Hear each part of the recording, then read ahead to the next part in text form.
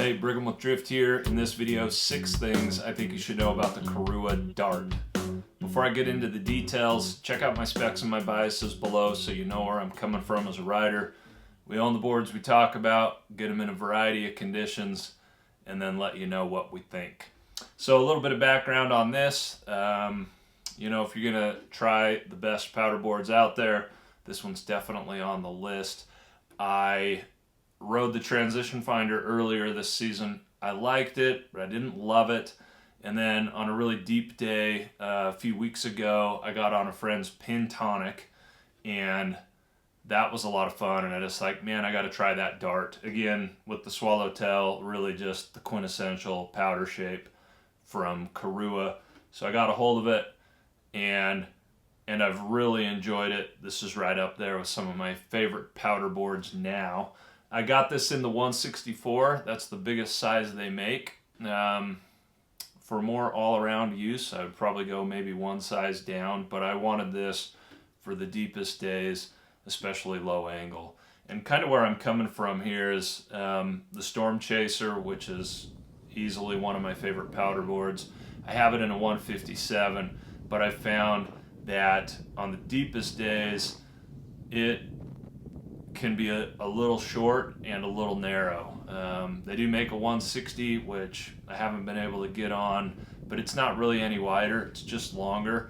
And I've noticed with some of these bigger brands, it's kind of funny that the bigger brands are like this, but they often will have like kind of limited size runs. And some of these boards that I really like the Storm Chaser or the K2 Special Effects, on the extreme end of the conditions, some of their biggest sizes, they just don't feel like enough for me. So Korua, one of the brands that'll push those limits a little bit. I mean, for a Swallowtail, 164 is pretty long. There are longer boards out there, but that's a lot of nose.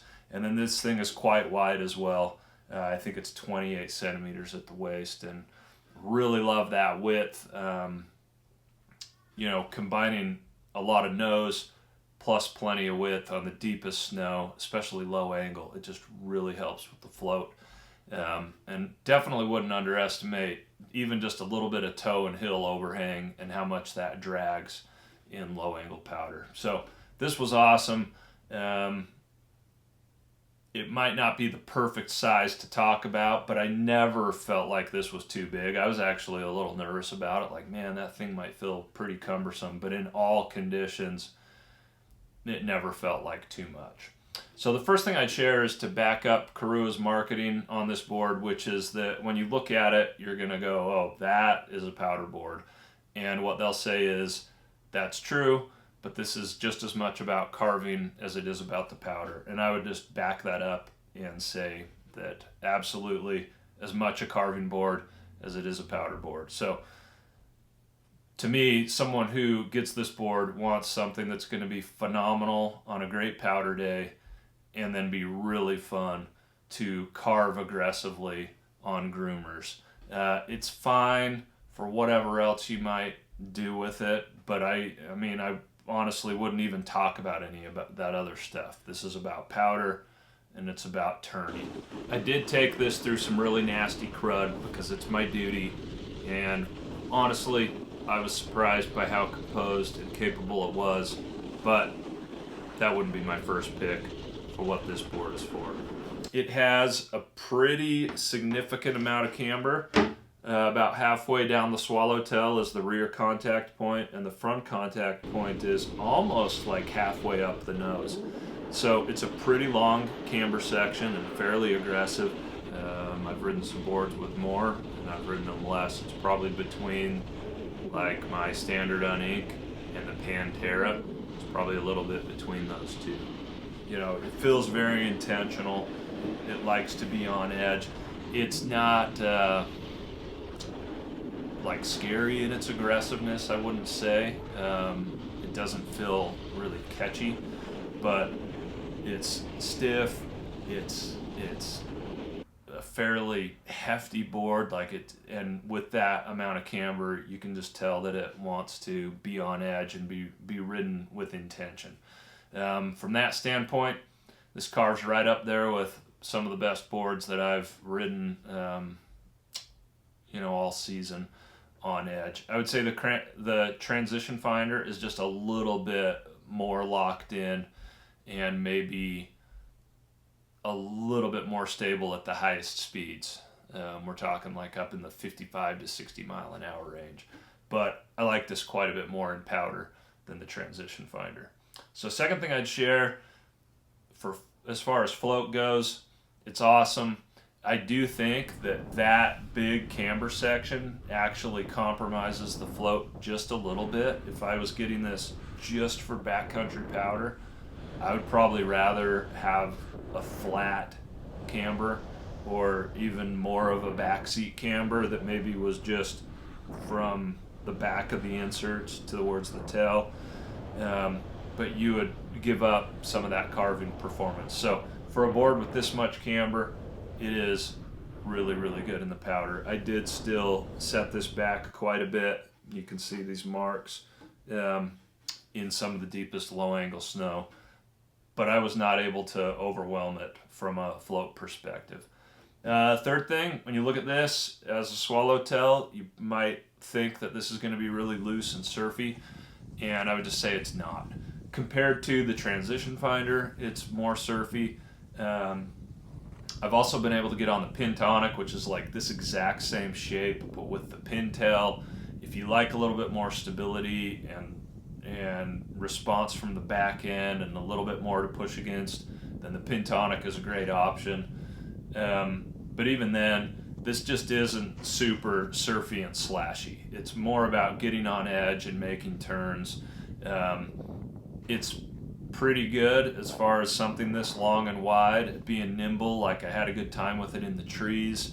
Probably not the tightest trees at this size, but decent tree riding. It was good, but it's not like a Rossignol Sushi where you're standing like right on that tail. You've got a decent amount of tail before you hit those contact points, and I'm just gonna say it's not the surfiest, slashiest thing out there. It's kind of middle of the road as far as that goes. Fourth thing, these like base level boards from Korua, which I think they're great. They are kind of heavy. You can tell they're built pretty beefy. The good thing about that is they're super stable. They just feel powerful and strong. Even at like 55 miles an hour, no flapping in this nose at all. I rode this back to back a bunch of times with the elevated egg, which I also really enjoyed, and review coming soon for that. It's a similar ride, similar length, wide nose, lots of taper. This has less camber, but overall the egg is thinner and much lighter, and it's softer, and it just makes it a much more overall like casual, cruisy, playful sort of ride. Very similar as far as really fun in the powder and really fun on a groomer, but the egg is just a board that's going to want to go a little bit slower and a little less aggressive. And so for someone who wants it to be a little more chill, a little more playful, that is great. Compared to this is for someone who wants to be more aggressive, who wants to push a little harder, and you can feel that. It is kind of a hefty board, and the transition finder's like that, the Pintonic's like that, but again, super stable, smooth, really nice rides. Along with that, fifth thing, the Koruas have probably the fastest bases out of the plastic that I've been on this year, and that we're talking like I think 75 or so boards at this point that I've tried. Just kind of testing, like getting off the lift and just seeing how far it glides. These Koruas, even the base level Koruas, are really, really nice. I think Cardiff is probably the only other one that I felt like was like right there with the Korua. The sixth thing, and really my only complaint about this board, it's kind of funny, but this board in particular comes with a warning sticker telling you to be careful about the tips of these swallowtails on the tail. I can't remember exactly what it said, but basically like these are fragile, be careful like setting them down on hard surfaces and stuff, they can break. My guess is they made this board, they put it out into the world, and they heard from people who were having that problem with the tail, and they decided to start throwing that warning sticker on there.